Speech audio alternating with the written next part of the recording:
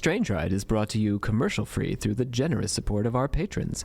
Visit strangerideshow.com and click on Donate to help keep the history of the weird on the digital airwaves. Begin log. It always sucks ass to get initial retrieval duty.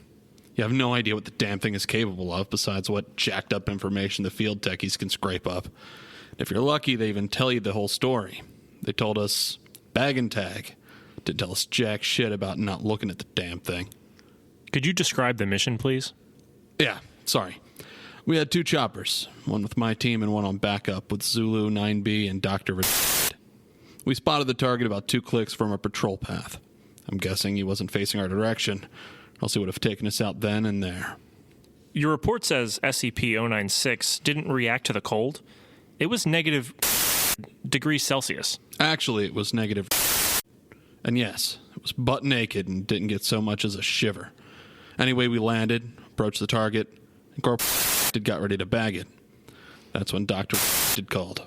I turned and answered it, and that's what saved me. The target must have turned, the whole squad saw it.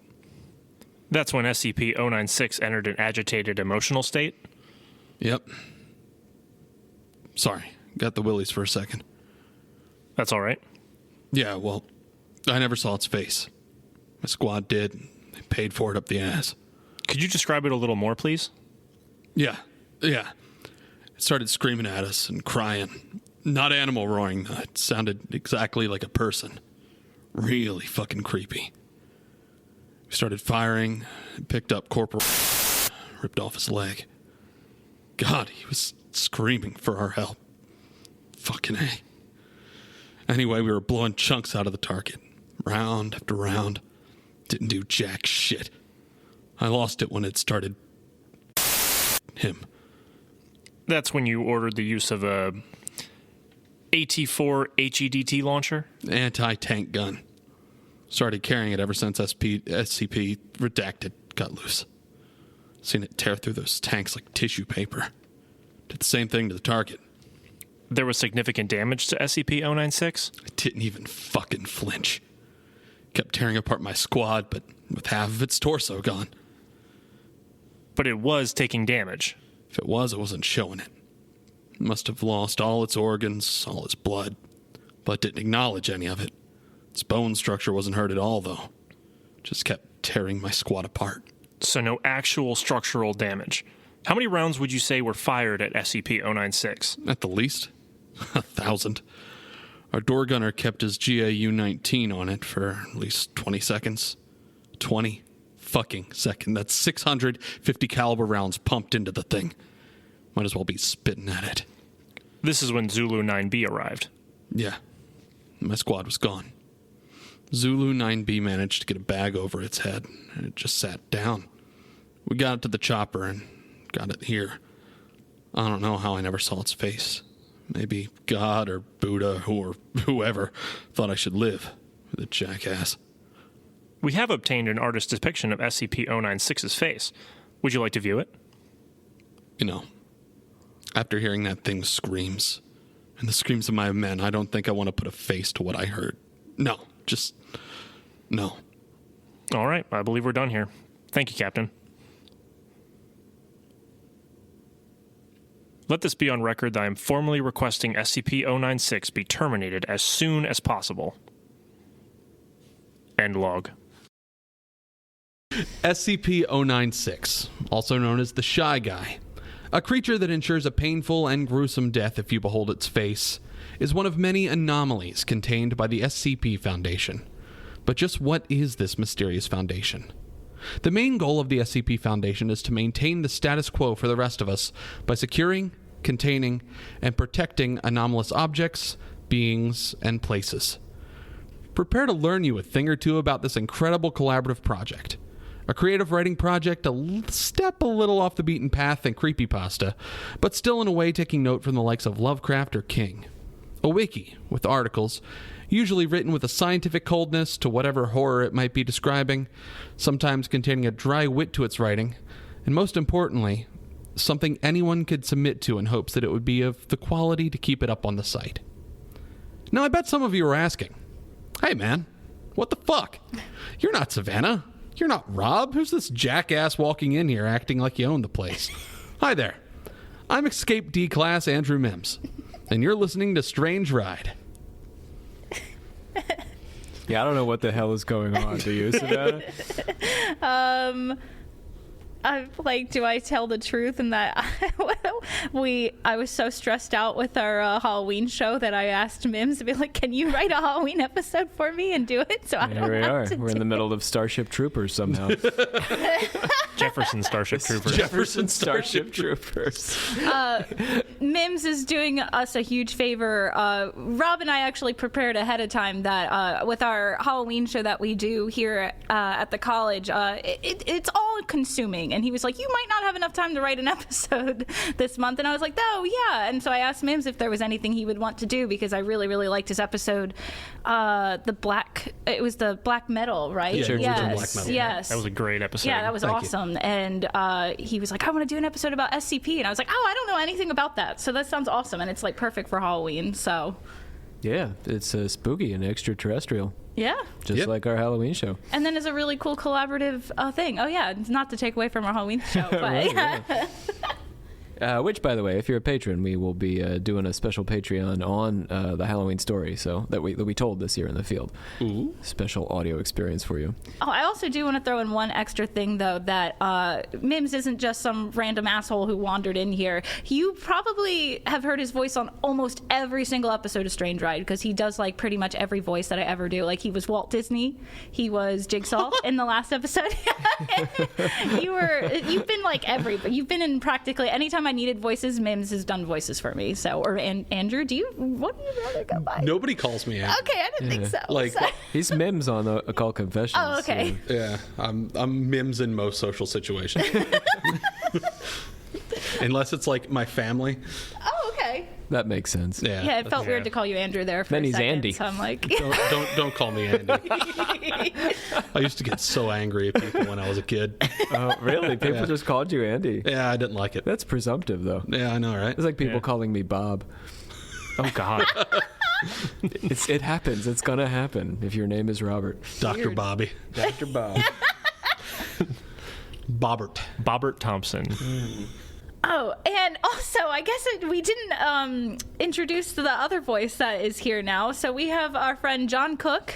Hello, everyone. Also, I think this is his first time on Strange Ride, but Very happy to be here. yes, he's been on Occult Confessions since the beginning. So, And I'm Rob Thompson, and that's Savannah Barrett. and I'm Savannah Barrett. There you go. Normal host of this podcast. There it is. Normal smart guy on this podcast. But now ready to learn about something I genuinely don't know anything about, really. So, Right? Ready to not be a smart guy.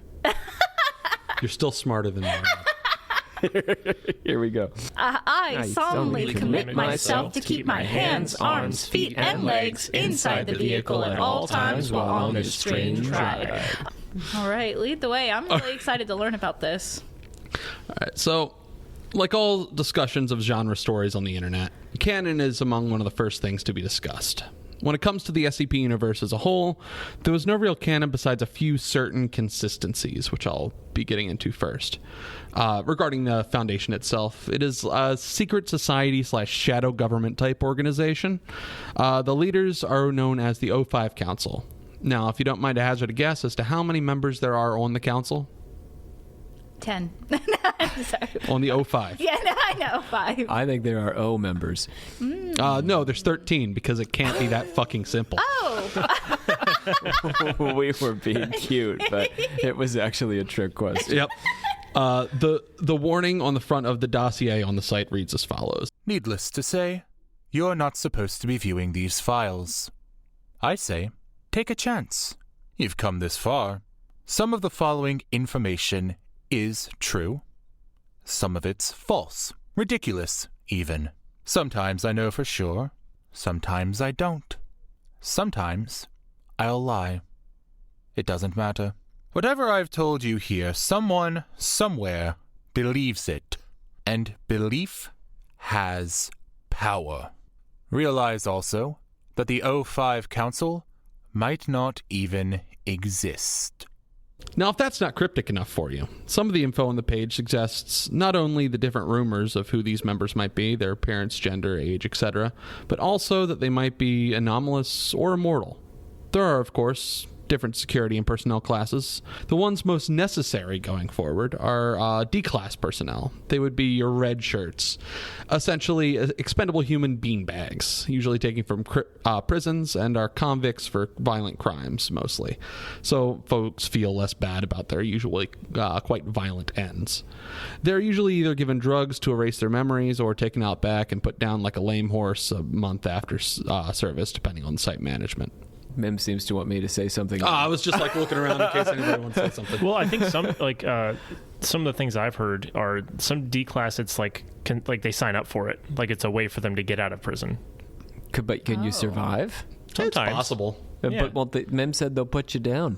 If they depending on what happens. So is it in a way kind of like the SCP itself? Is that the name of the So it's company? the name of the organization, and it's also the designation. There's a designation number for the anomalies. So it would be like what I described at the beginning of the episode is SCP-096. Mm-hmm. And that's a specific monster that the organization is trying to take care of? Yes. Okay. So is the organization like a government contractor type thing? Like Beyond any government is how it's usually described. Interesting. It's usually a global effort. Interesting. And so then they steal people from prisons to use as fodder and stuff? Yeah. It's all above board, of course. Oh, yeah, of course. I mean, for the greater good, I guess. Protect. Whatever works. Yeah. So this is saying that, is it trying to be like this is happening in the real world right now and it's just like a secret organization? Yes. Okay. So that's how the site is set up. The site is set up kind of like you accidentally got on this internal database. Oh, that's fun. And then it's a bunch of creepypastas. More or less, yeah. Yeah, it's like suspension of disbelief. It's Yeah. so good. This is an international organization with different sites set up globally and probably some beyond. The sites are run by a plethora of researchers and staff, as well as various containment units for each of the anomalies. Now, the anomalies themselves are classified under an object class. The most common three are Safe, Euclid, and Keter. Safe, Euclid and Keter? Yes. Interesting. So I know the word safe. I don't know the word Euclid or Keter. Euclidean geometry. And Keterian No, that's not. I was like, are you being for No, real Euclidean right now? geometry is a real thing. Yeah. That's just geometry, basically. Okay. Yeah. I wasn't good at math, so. Same. Too Greek Keter for has, you. like, a real meaning to it. Yeah, I don't know. Yeah, what I Keter don't is. know. I honestly probably should have Googled if those had like an actual meaning. I also have another question about the website itself. Like, is it its own website? Yeah, so it's a wiki. Oh, okay. John's got the answer on Keter. So apparently, this is just the first result that comes up on Google. Keter is a Hebrew word that means crown, and apparently has made appearances in the Kabbalah, the Bible, and is also a company in Israel. But it's a Hebrew word. Most Kabbalistic, so the Zohar or something, right? Yeah. So SCP is a wiki that you can go, and is everything that is on there, like, is some of it written as if it's like from a first person point of view, or is everything written in that log format like you did at the beginning? There is it's mostly in the log format. There are some like short stories and stuff. Okay. There's like interviews and stuff like that. Usually it's the article is the main thing, and then there's like sub articles underneath that would be like the stories and stuff like that. Okay, interesting. It's all kind of written like if a government was writing a dossier on something. Yeah. Now, safe doesn't necessarily mean harmless, but plenty are. They're generally fairly easy to contain and don't require many resources to do so. An example of a safe SCP would be SCP-537, a sentient gramophone that can play any song it desires so long as it's been put to vinyl, with its favorite song being The Rainbow Connection from the Muppet movie. I love that song. I love that guy. He sounds like a Pokemon. Yeah, it's also starting to feel like yokai already. the Japanese spirits that Yeah. do all sorts of different things and take on. Some of them are like very mischievous. Some of them are terrifying. Others are like just like sentient rocks and stuff. Yeah, more or less. Yeah. Where do they keep them? Usually in like a secret compound. Like the sites you were talking about? Yeah, in the sites. Oh, okay. So different sites will be like specialized to contain certain things. It's kind of like how there are different prisons. There's like maximum security Yeah. and minimum, and what's the other one? It's like a Supermax. yeah, but it's like I don't know why this is slipping, but like when you don't know make your- someone alone. Correctional Solitary? facilities. Yeah, so there's solitary or like psychological. Or Solitary is usually within the max or minimum security prison. yeah, but that would be the different like sort of containment cells I within see. Yeah.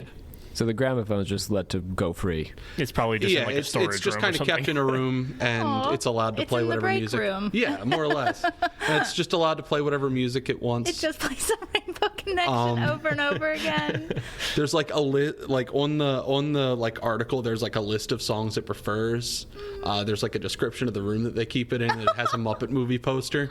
I love that. And so at Christmas time, it plays the Michael Caine Muppet Christmas Carol songs. I like to think so. Yeah. I like to think so. I'm trying to come up with the song. When Christmas comes, I can always think of the Mariah Muppet Carey? Christmas Carol. No, the Muppet Christmas Carol songs. Love is gone. Yeah. it's so good. But that's one of the things about SCP that I love the most is the wide range Oh yeah. that the anomalies can take. It with the like the examples that I've brought up, I specifically tried to pick things that were like wildly different. Yeah, from like each other. like the cold opening with SCP-096. It's just like, Yeah, oh that yeah, we thing's pumped terrifying. 500 rounds and he Yeah. didn't even flinch. And then you got, gramophone playing. The Muppets. What should we do? I don't know. Should we shoot at it? Don't shoot Just the let it Muppets. play the Rainbow Connection. Don't we always shoot them? Euclid requires a moderate amount of resources to contain. Most human or sapient anomalies fall within this category. One example would be SCP-3044, a glass beaker with a micro-alien ecosystem inside that will flash and change at random intervals. The lid to the container was removed, and it killed a researcher by covering him and the room with fungus. Upon the flash, the fungus disappeared and the damage remained, and the guy was dead. Keter are among the harder to contain. Though not necessarily dangerous, many are. An example of Keter would be SCP-3989. Allow me to quote directly from the wiki for this one. Oh god, that was... difference in brightness is weird. I'm wearing an eye patch because my eye is messed up. And he flipped it up in order to read this wiki to you. In case this so- episode wasn't strange enough for you. What is going Being on? hosted by a man with an eye patch. Let me quote directly from the wiki for this one. SCP-3989 is a space-time anomaly which connects a large portion of its interior to an unknown and apparently extra-universal, extratemporal location. The active zone of the anomaly is approximately 30 meters in diameter. It is located within a grove of olive trees in Syria. External measurements and observations of the grove indicate a footprint of approximately 5 acres from the perimeter of the property. The anomalous nature of SCP-3989 is not readily apparent, though locally embedded cant counter readings fluctuate between 0.76 and 3.62 HM. I probably should have looked up what that means first. The highest readings during dark hours. The effect persists at distances of 20 meters from the perimeter of the property. Upon entering the active zone, it manifests a non-Euclidean space which continues to expand as it is traversed until subjects of the anomaly cross into essentially a separate dimension. So, more or less, portal to a separate pocket dimension inside this olive grove in Syria. It's the plot of Buckaroo Banzai.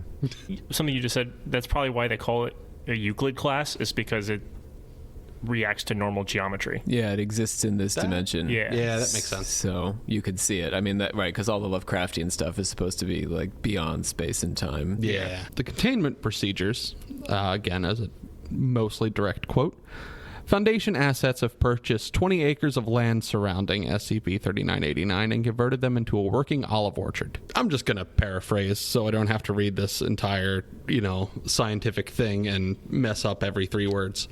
So basically, they bought the olive orchard that this, wormhole is located in, and they just set up military checkpoints around it. And they just operate it as a regular ass olive orchard that is being protected by tanks and shit. Yeah, definitely not suspicious in the slightest. No, it's not. But who's going to question? It's in Syria. Yeah, it's. Okay. Yeah, who goes? Are olives known to grow in Syria? Yeah, it's the Middle East. It's That's all fair. good. Yeah. Yeah. There are a few other containment classes as well, but for the sake of time and y'all's sanity, I will only explain 2 more. Neutralized should be self-explanatory. The example I chose for this is SCP-2912.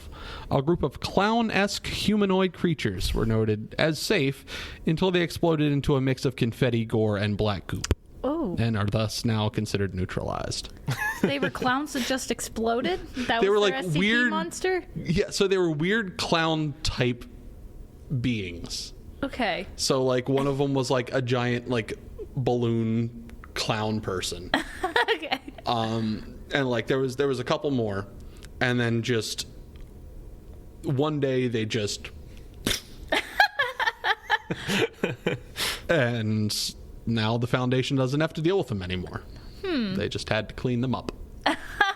So neutralized just means that the threat is the quote unquote threat is taken care of. Yes. It's dead. Even if it's not posing a threat, the gramophone would not be neutralized.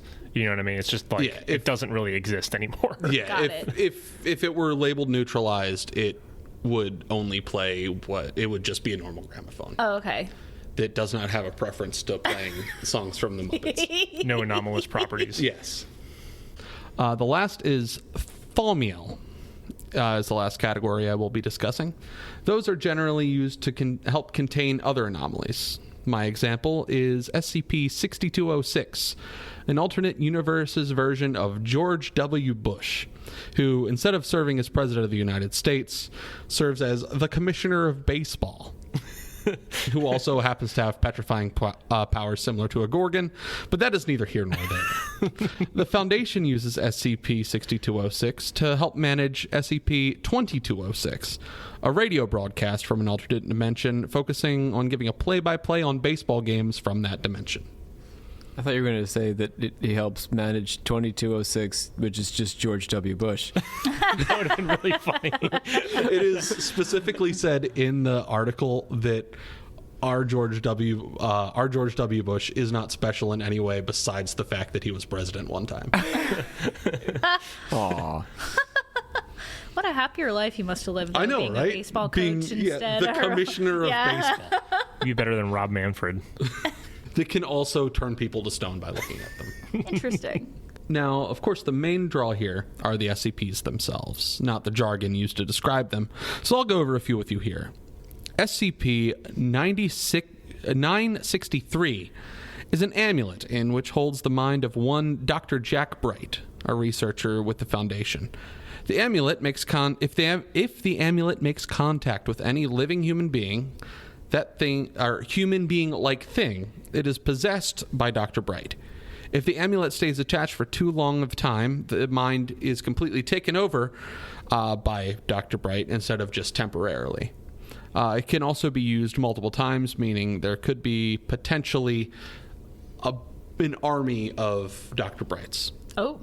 This ordinarily you would think would be a problem for the Foundation, but Dr. Bright is so dedicated to the cause that they just don't worry about it. And That's great. So they just let him keep they just let him keep possessing people? researching.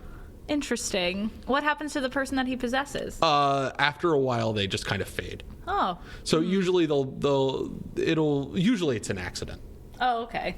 Like the first time that they found it, so I think he died in like a car wreck transporting it, and somebody grabbed it and was just like, "Oh, I'm Dr. Bright now."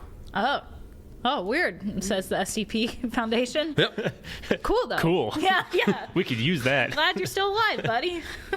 SCP-527 is a creation of Dr. Wondertainment, a manufacturer of various anomalous toys, in their Little Misters line. Mr. Fish, as he is called, is a regular human man who just so happens to have a head of a gold barbed fish, but is otherwise non-anomalous. Just a dude with a fish head. Wait, a toy company makes this man? Yes. A toy company made him? Yes, an anomalous toy company. But he's an actual man. He's a regular dude with a fish for a head. And he's a toy. Yep. Little Misters. Oh, he's little. No, he's part of the he's- Little Misters toy line. Yeah. But he's regular sized. With a fish head. Do they make toys for giant people? Sometimes. So there's entire companies that need to be secured and protected and contained. Yes. I could do an entire episode, like hour-long episode, probably longer, about Dr. Wondertainment. This is not a person. It could be. Oh. It is currently unknown if Dr. Wondertainment is a company or one person. Anomalous. Now, I'd like to go off script for a bit here for a second, if you don't mind. And, Rob, He jumped when you said pick his a number name. Present. between 2 and 9,000. 3.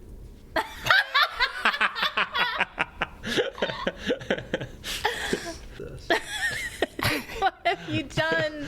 What have you done, Rob? This is what happens when you make me pick numbers. Luke had me picking numbers, and we had this large, small-boned guy running around Who Dungeons wanted and to- Dragons. He wanted to kill people who had body pillows or Japanese something. Oh, cat yeah. girls. Yeah, vengeful We're talking dude. about occult confessions things over here. Yeah. All right, so SCP-003 consists of 2 related components of separate origin, referred to SCP-0031-1 and SCP-003-2. 3-1 appears to be composed of chitlin, hair, and nails of unknown biology arranged in a configuration of that to a computer motherboard. Testing reveals that it predates earliest known circuit boards by a factor of thousands of years and is considered sentient but not actively dangerous except under certain conditions. It was found on a stone tablet, which is what SCP-003-2 is. The runes on 3-2 are of not of any known language and emit pale, flickering light patterns. It is controlled by a non-biological internal computer, the components of which are mostly inaccessible without risk of damaging SCP-003-2. It is capable of controlled emissions of radiation, including heat, light, and anomalous radiation types. It contains an internal power source of anomalous nature, which appears to have been losing power since several centuries before its discovery. So, a sentient ancient computer. Cool. Interesting. Made So- of. Hair and Yeah. nails. Yes. And chitlin. What is chitlin? Is chitlin. I just imagined chicken parts. Yeah, that's kind of what I chitlin are cooked pig intestines. I'm not exactly sure if that's what that was intended to go for, but I like to think that it's just random meat bits. Is it chitin? That could be it. Because it's a component of the exoskeletons of crustaceans and insects. That makes more sense. Okay. Then cooked. I believe that could be a computer, John. More than cooked pig intestines. Right, that couldn't be Yeah. a computer. So, as an SCP fan, like you and John are, right? So you guys just go to the wiki, SCP Wiki, and just read about the different SCP monsters. Essentially, is that just what it is? Sometimes, usually, like how I got super into it was watching YouTube videos on it. So it Okay. would be like somebody going through and explaining what they do and stuff like that. Okay, so there is like some plot to the SCP. It isn't just about the monsters, it's about how they contain them and Yes. things as well, and then you can try and learn things about the Foundation as well. Yes. Yeah. Okay. It's like the story that was at the beginning of the episode. It's just like there's stuff like that for every single SCP. Wow. So you get to like piece things together by like reading the files and So it's a wiki that people contribute to, but there's editors who maintain the lore, the meta lore of the whole Yes, thing. and ensure that everything is of a certain quality before it gets approved to stay on the site. Okay, interesting. Yeah, because I was curious too, because like you were saying, like there's so many numbers and so many SCPs. Can you call them Yes. that? Okay. That like I was like, there's no way that nobody has ever accidentally picked the same number, right? So I guess there is moderators that can be like, oh, sorry, like everything else is cool, but you got to change the number of your SCP or Yeah. whatever. Okay. Yeah, and it's different numbers are opened up as years go on. Okay. So I think it was up to 1,000 back when I first heard about it in like 2013, and now it's up to like 9,000 something. Wow. And people can just contribute from wherever, like Yeah. all over the world. People, they just are like, where do you submit it to? What do you- Just the SCP wiki. I bet there's a guy whose whole job is just like deleting submissions that are descriptions of your penis. oh, I'm sure. yeah, probably Oh, without a doubt. Yeah. 100%. SCP-069. And I'm sure these Over people, and over again. SCP-069. I bet these people do it for free, too. Oh, probably. Yeah. Like most moderators on online websites, I feel like, are doing it for It's a free. passion project. Yeah. It's people like Mims. Yeah, more or less. It is an interesting concept, though, to just open up this, like, wiki and just let people create these monsters and things. It's fun. It's what I love about humanity is you give us a space to be creative, and we desire to be creative. We desire to tell stories, and I love weird ways to tell stories. Yeah. It's like crowdsourced storytelling with like one overarching thing that like ties them together like tangentially. Yeah. I mean, not to get us off the track here, but it does make the AI stuff kind of... I mean, I agree with you, Mims. I think we are driven as a species to tell stories. I mean, naturally, here we are, right? We're telling stories about telling stories. Mm-hmm. But then why did we create this technology to take that away from us? We didn't As a create species. I mean, Mims is talking species-wide, it. right? Yeah, that's true. I mean, that's the Hindu spirituality to it to some degree, like the Taoist, like the yin and the yang. Within us is this spirit of creation, but I think there's a rival spirit of control and commoditization that is always going to disrupt the creativity. So, I don't know. I guess I'm wet blanketing that. Well, it's also like maybe not everybody is inclined to create.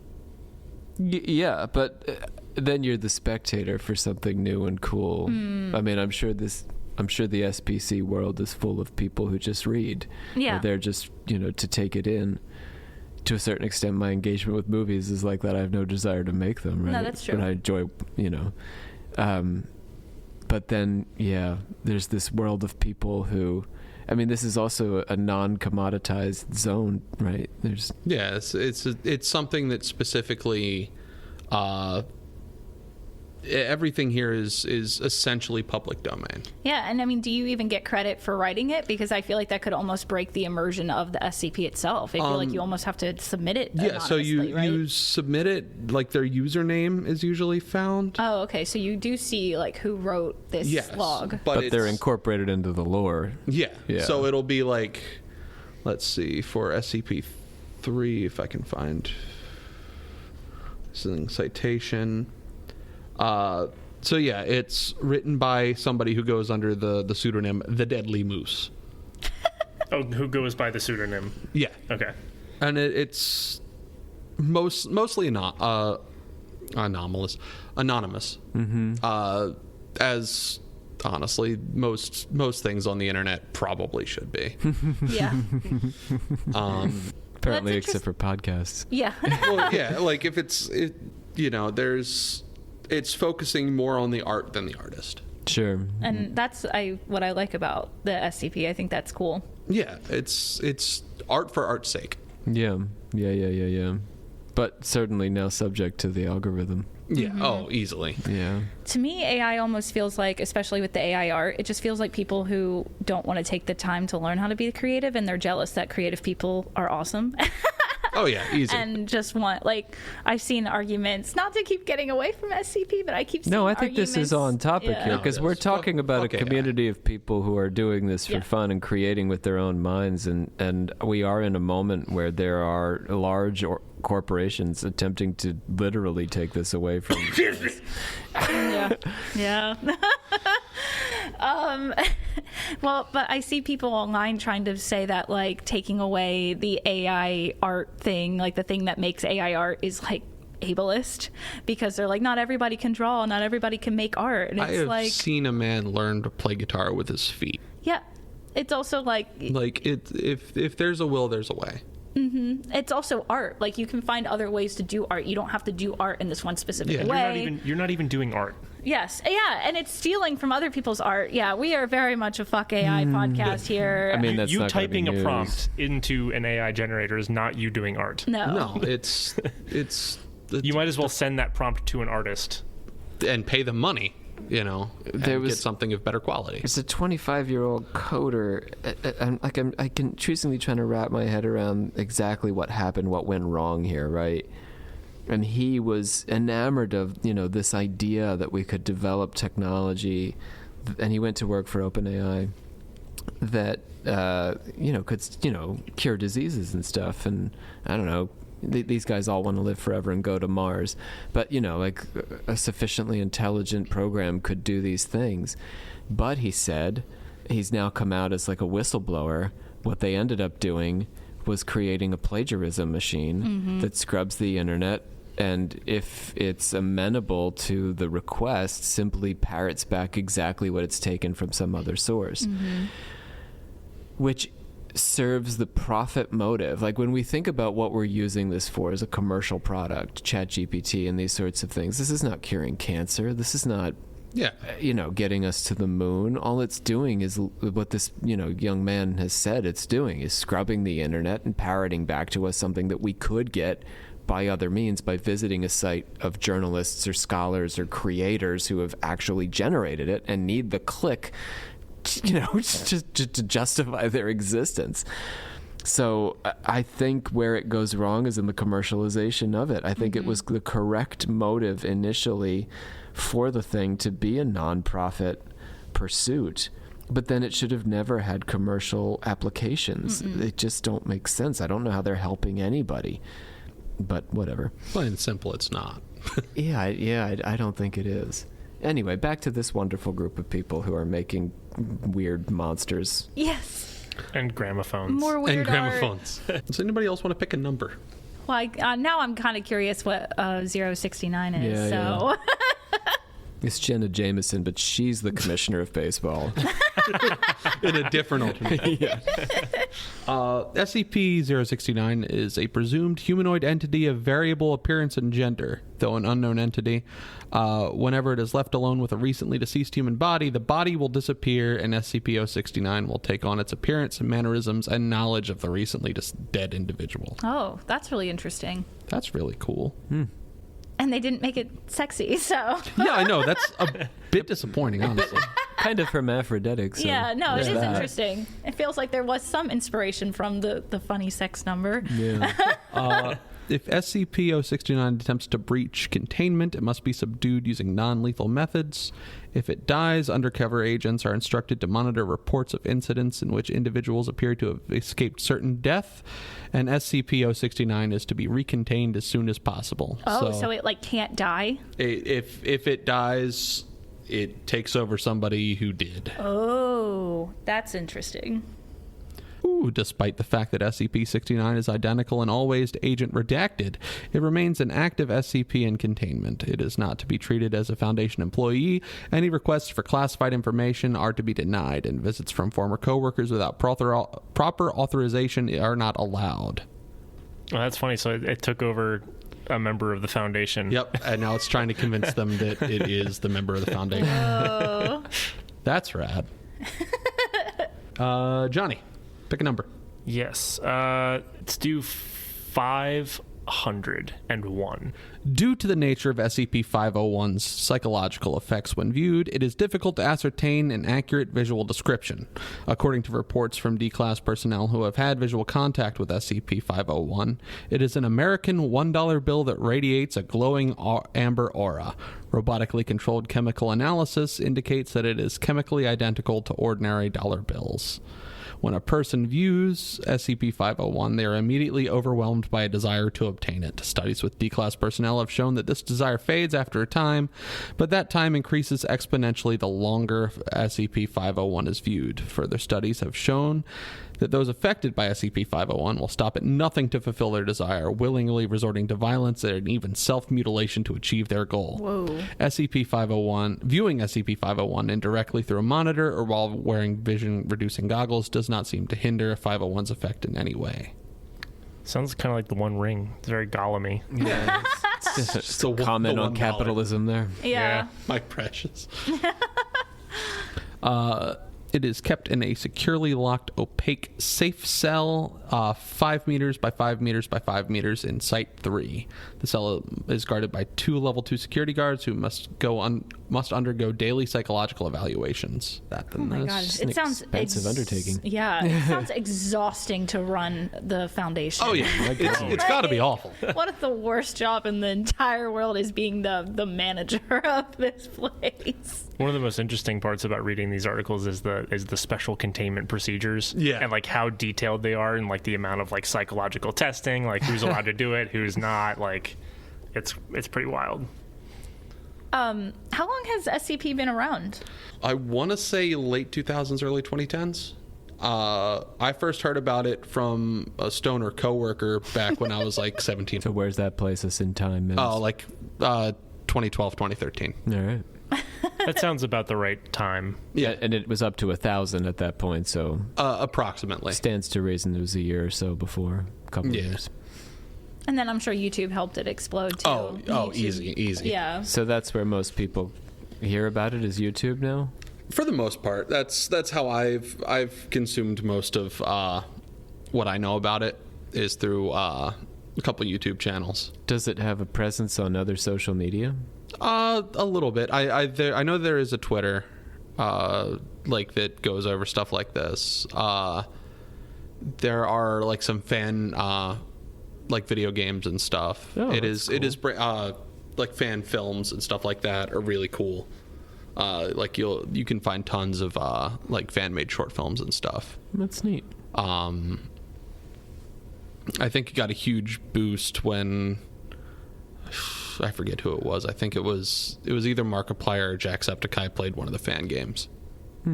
So we could go on and on about this, but I feel like I should start to wrap this up. There's more than enough lore to do multiple episodes on that, which I would be totally down to do if people are into this and y'all want me to. But before we go, there's one last thing I wanna touch on, and that is SCP-001. So nobody knows who number 1 is? Nope. So it starts at number 2? So there is number 1, but it brings you to like this page that is like, hey, none of this is correct. Oh. And then here's a bunch of proposals. I see. One of them might be correct, but I'm not telling you. So 2 is the first proper Yes. one? That's why when he said to pick a number between, what was it? Yeah, 2 it was and 2 and 9,000? 9,000. Because 1 is off limits. Interesting. That is something that is not set in stone, but there are plenty of proposals. From it being the angel that guards the Garden of Eden to a 4-part epic known as the Ouroboros cycle, which honestly would be a rad episode to do for this podcast, to Dr. Wondertainment himself. But I know the truth, and I will disclose it right here and now. It is... Thank you for riding along with us. Please watch your step as you exit, and remember to take all personal belongings with you.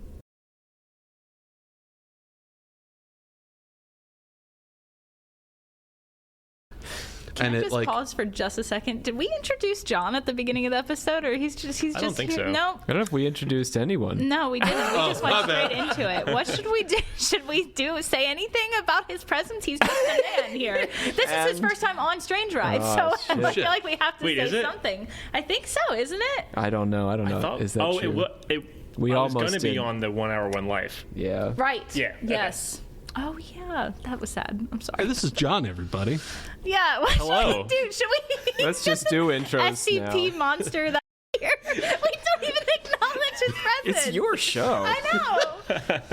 No, we Okay. should probably do that. Okay, so right now I'm adding that. So let's go ahead and I'm so totally putting So we'll that put at it the end after as the Mims' Oh, blooper, good. though. Yeah, I was that's like, wait, we fine. never introduced John. Okay. What do we do? Sorry. well, pretend like you just did all the stuff explaining who Mims is.